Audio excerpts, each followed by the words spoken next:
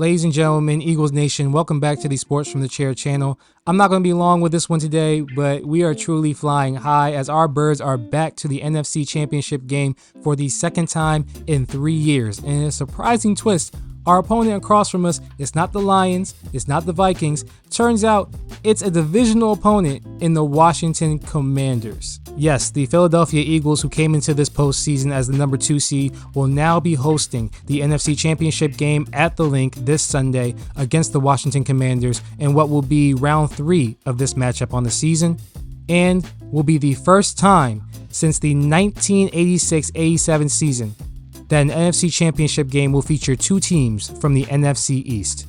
Insane. Now, I'm going to try to keep focused on this upcoming matchup. I'm not going to try to do a whole bunch of recap on the Eagles-Rams game because at this point, most of you, if not all of you, pretty much have the rundown of how that game went, have your thoughts out for that already. But I will say, and I might be in the minority here, I never want another snow game for a while. Yes, listen, I love what we got out of it. You know, it was an advantage for us against the Rams. Matthew Stafford didn't look the same, even though they still almost took the game still. Shout out to Jalen Carter for that tremendous sack at the end. And it gave us a lot of great highlights for Saquon Barkley, which I will still enjoy. Don't get me wrong. Loved, especially his second touchdown where he's slapping himself in the head, sliding in the end zone. Oh, I love that. But I never want another snow game. I'm good. I'm good. I'll be fine if we never have another one. Listen, I'm okay. I'm okay. Still a great game. Eagles pull out the win. And now we are one more game away from punching our ticket to New Orleans in February. So let's get into it. Now, even though I have the utmost confidence in the Birds to pull out the win and get back to the Super Bowl, I will admit I do think this will be a bit of a rough game this week, just given the fact of this is the 3rd time we will be facing an opponent on the season. This is a divisional matchup, and divisional games are always a bit rough around the edges, you know, hard to predict. It's never really easy sledding, no matter how you slice it. And given the fact Jayden Daniels, let's just be honest, is having one of the best rookie seasons from the QB position that we have seen in quite some time. He is proving he is more than just a rookie. So, hey, all credit to him. All credit to what the Commanders have been able to do this season. Unfortunately, it's come off the leadership of Josh Harris, which is so crazy. You're running a football team better than you can run a basketball team. But hey, you know, I digress. Like I said, though, I do believe the Birds can come in and pull out the win, despite some of the factors that are against us a bit. For instance, the health of Jaylen Hurts. In the last game against the Rams, he got injured in his knee, being sacked. And will look bad, but looks like he is able to play for this Sunday, although he will be a bit hampered, a bit immobile. He's still going to give it his all and do what he can on that field.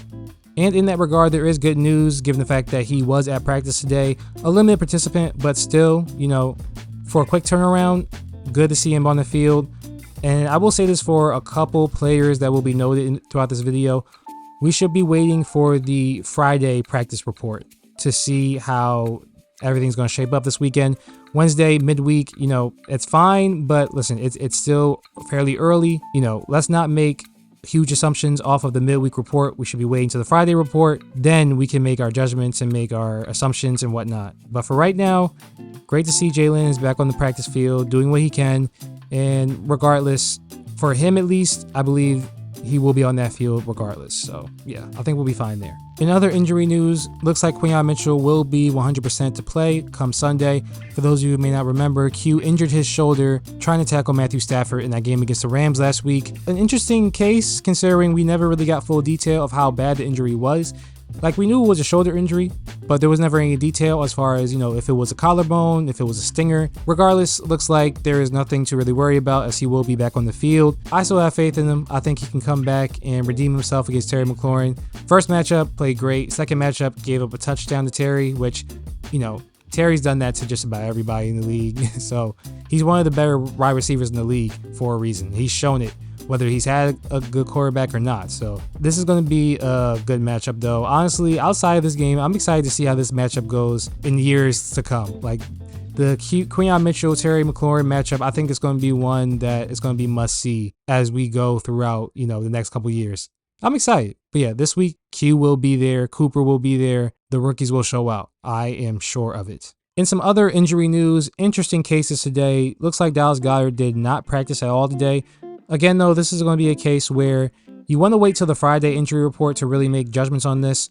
Last week, Dallas was a bit hampered because he was sick, but still played during the Rams game, played fairly well. So there is no full detail yet on what is going on with him, whether he's injured this time or if it's just still a sickness. If I had to guess right now, I would say he would be a full participant come game day on Sunday.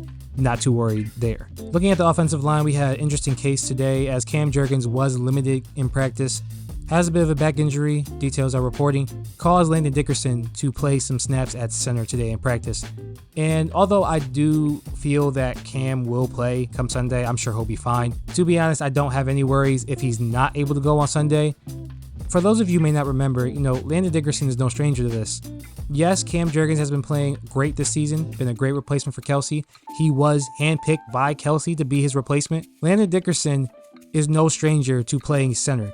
For those of you who may not remember, Landon Dickerson, when he was drafted by us, coming into the league, in college, he was the starting center for Alabama. The same team that went to the SEC Championship and won. The same team that had Devontae Smith, who won the Heisman Trophy. The same team who had a roster of Mac Jones at QB, Devontae Smith, John Mechie, and Jalen Waddle at wide receiver. And I believe Brian Robinson Jr. that year at running back. I could be wrong, but I do know he was on that roster. So yeah, Landon Dickerson is no stranger to this. He was a starting center for that team, played over 1,000 snaps at the center position. And before we even drafted Cam Jurgens, in all honesty, I truly believed that Landon Dickerson would be the heir for Jason Kelsey at center. Regardless, he has played his role well, bought into being left guard, and has been one of the most productive and helpful pieces to that offensive line that we have seen. Yeah, he's no slouch no matter where you put him, but getting back to his roots at center, I think we're good. We'll be fine. We'll be rocking and rolling either way. Still, hope Cam Jurgens is good to go for Sunday, but if he's not, we'll be straight.